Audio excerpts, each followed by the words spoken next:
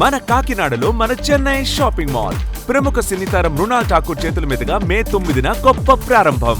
The Chennai shopping mall, main road, Kakinada. Mahabubabad జిల్లా గూడూరు మండలంలో రైతులకు ఉచితంగా ఫర్టిలైజర్ పవర్ స్ప్రే పంపులను ఎన్సీఎస్టీ సభ్యులు హుస్సేన్ నాయక్, జిల్లా కలెక్టర్ స్నేహ శబరీషులు పంపిణీ చేశారు. వరంగల్ రీజనల్ ఆఫీస్ పరిధిలో union bank social foundation trust ద్వారా ఈ కార్యక్రమాన్ని నిర్వహించారు. రైతులకు వ్యవసాయంలో సహాయపడినందుకు ప్రాథమిక పరికరాలను అందజేయడం ఈ కార్యక్రమం ముఖ్య ఉద్దేశమని బ్యాంక్ అధికారులు తెలిపారు. రైతు సంక్షేమమే లక్ష్యంగా అన్నదాతల ముఖాల్లో చిరునవ్వులు చూడాలని సంకల్పంతో ఈ నిర్ణయం తీసుకున్నామని హుస్సేన్ నాయక్ అన్నారు. కేంద్ర ప్రభుత్వం ప్రవేశపెడుతున్న ప్రతి స్కీమ్ గురించి రైతులు తెలుసుకొని లబ్ధి పొందాలని తెలిపారు. రాబో రోజుల్లో కేంద్ర ప్రభుత్వం రైతుల కోసం మరిన్ని సంక్షేమ పథకాలను అమలు చేయడం జరుగుతుందని హుస్సేన్ నాయక్ అన్నారు.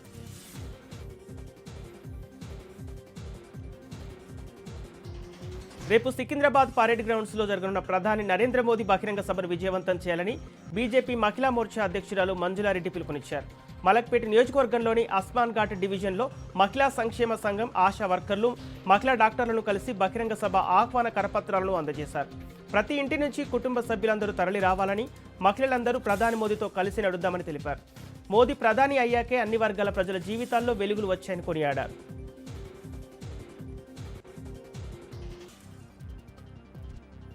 భద్రాద్రి కొత్తగూడెం జిల్లాలో సెన్సెస్ 2027పై అవగాహన మారథాన్ నిర్వహించారు.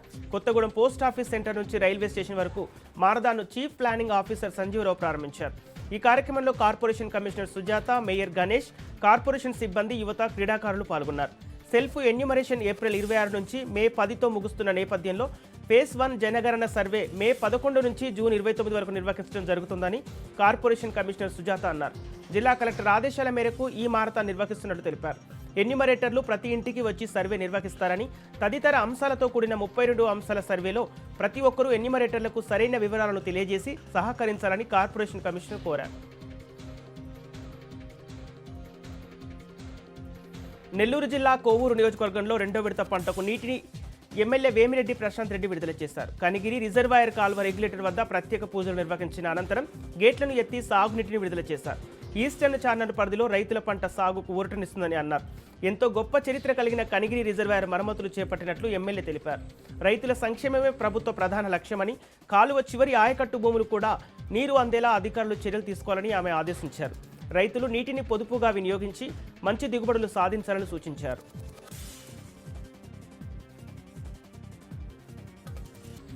కరీంనగర్ జిల్లా చొప్పదండి నియోజకవర్గంలో మాజీ ఎమ్మెల్యే సుంకే రవిశంకర్ను పోలీసులు హౌస్ అరెస్ట్ చేశారు.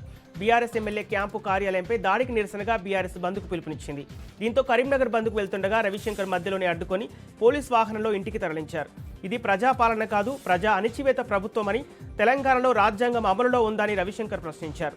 మాపై దాడి జరిగితే నిరసన తెలిపే హక్కు కూడా లేదా అని ఆగ్రహం వ్యక్తం చేశారు. అక్రమ అరెస్టులతో బంద్ను ఆపలేరని, ఇలాంటి దుర్మార్గ పరిపాలన ఎక్కువ రోజులు సాగదంటూ హెచ్చరిస్తున్నారు.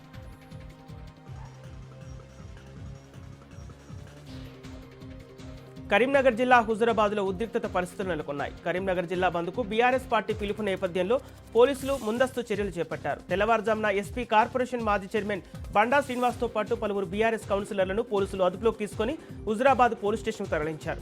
అక్రమ అరెస్టులను ఖండిస్తూ బీఆర్ఎస్ నాయకులు ఆగ్రహం వ్యక్తం చేశారు. ప్రజాస్వామ్య హక్కులను పోలీసులు కాలరాస్తున్నారని ఆరోపించారు.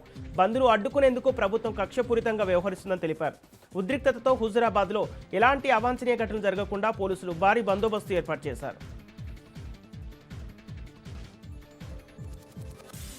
ప్రజా సమస్యల పరిష్కారం కోసం కూటమి ప్రభుత్వం కృషి చేస్తుందని ఎంపీ కేశినేని చిన్ని అన్నారు. విజయవాడ ఎన్టీఆర్ జిల్లాలో ప్రజా దర్బార్ కార్యక్రమాన్ని నిర్వహించారు. ఈ కార్యక్రమంలో వచ్చే సమస్యలన్నింటిపై సీఎం దృష్టికి తీసుకెళ్లామని చిన్ని తెలిపారు. వాటిపై సానుకూలంగా స్పందించడంతో జీవో 30 తీసుకొచ్చి ప్రతి ఒక్క లబ్ధిదారుడికి పట్టాలను రెగ్యులేట్ చేసి ఇవ్వడం జరుగుతుందని అన్నారు. విజయవాడలో డ్రైనేజీ, కొండ ప్రాంత ప్రజల సమస్యలు త్వరలో తీరబోతున్నాయని తెలిపారు. ప్రభుత్వం తెలిపిన సంక్షేమ పథకాలు అన్ని ఒక్కొక్కటిగా చేస్తామని ఎంపీ చిన్ని అన్నారు.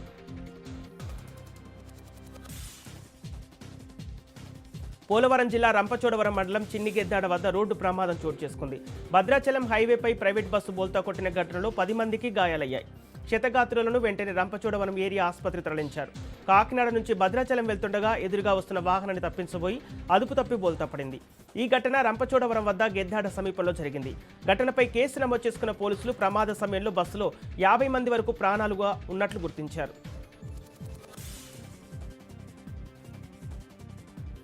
జనగణనలో బీసీ కులాల గణన చేపట్టాలని డిమాండ్ చేస్తూ హైదరాబాద్ అంబర్పేటలో వి హనుమంతరావు అమరణ నిరాహార దీక్ష చేపట్టారు.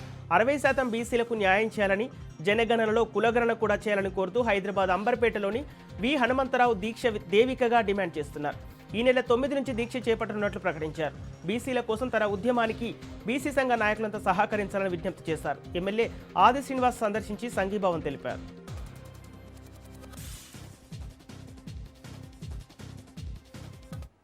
మన కాకినాడలో మన చెన్నై షాపింగ్ మాల్ ప్రముఖ సినీ తారం మృణాల్ ఠాకూర్ చేతుల మీదుగా మే 9న గొప్ప ప్రారంభం. The Chennai shopping mall, main road, Kakinada.